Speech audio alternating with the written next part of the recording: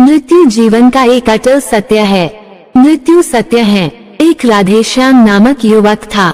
स्वभाव का बड़ा ही शांत एवं सुविचारों वाला व्यक्ति था। उसका छोटा सा परिवार था जिसमें उसके माता पिता, पत्नी एवं 2 बच्चे थे। सभी से वो बेहद प्यार करता था। इसके अलावा वो कृष्ण भक्त था और सभी पर दया भाव रखता था। जरूरतमंद की सेवा करता था, किसी को डांट नहीं देता था। उसके इन्हीं गुणों के कारण श्री कृष्ण उससे बहुत प्रसन्न थे और सदैव उसके साथ रहते थे। और राधेश्याम अपने कृष्ण को देख भी सकता था और बातें भी करता था। इसके बावजूद उसने कभी ईश्वर से कुछ नहीं मांगा। वह बहुत खुश रहता था क्योंकि ईश्वर हमेशा उसके साथ रहते थे, उसे मार्गदर्शन देते थे। राधेश्याम भी कृष्ण को अपने मित्र की तरह ही पुकारता था और उनसे अपने विचारों को बांटता था। एक दिन राधेश्याम के पिता की तबीयत अचानक खराब हो गई। उन्हें अस्पताल में भर्ती किया गया।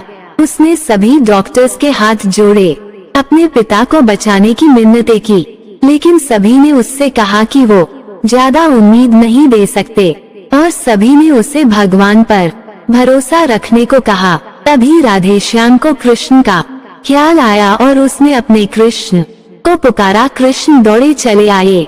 राधेश्याम ने कहा, मित्र तुम तो भगवान हो, मेरे पिता को बचा लो। कृष्ण ने कहा, मित्र ये मेरे हाथों में नहीं है, अगर मृत्यु का समय होगा तो होना तय है। इस पर राधेश्याम नाराज हो गया और कृष्ण से लड़ने लगा। गुस्से में उन्हें कोसने लगा। भगवान ने भी उसे बहुत समझाया पर उसने एक ना सुनी। तब भगवान कृष्ण ने उससे कहा, मित्र मैं तुम्हारी मदद कर सकता हूँ, लेकिन इसके लिए तुम्हें एक कार्य करना होगा।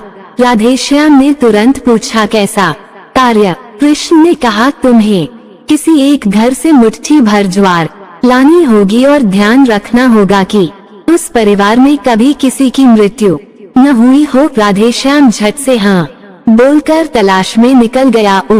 सने कई दरवाजे खटखटाए। हर घर में ज्वार तो होती, लेकिन ऐसा कोई नहीं होता जिनके परिवार में किसी की मृत्यु न हुई हो। किसी का पिता, किसी का दादा, किसी का भाई, माँ, काकी या बहन 2 दिन तक भटकने के बाद भी राधेश्याम को ऐसा एक भी घर नहीं मिला। तब उसे इस बात का एहसास हुआ कि मृत्यु एक अटल सत्य है। इसका सामना सभी को करना होता है, इससे कोई नहीं भाग सकता। और वो अपने व्यवहार के लिए कृष्ण से क्षमा मांगता है और निर्णय लेता है जब तक उसके पिता जीवित हैं उनकी सेवा करेगा।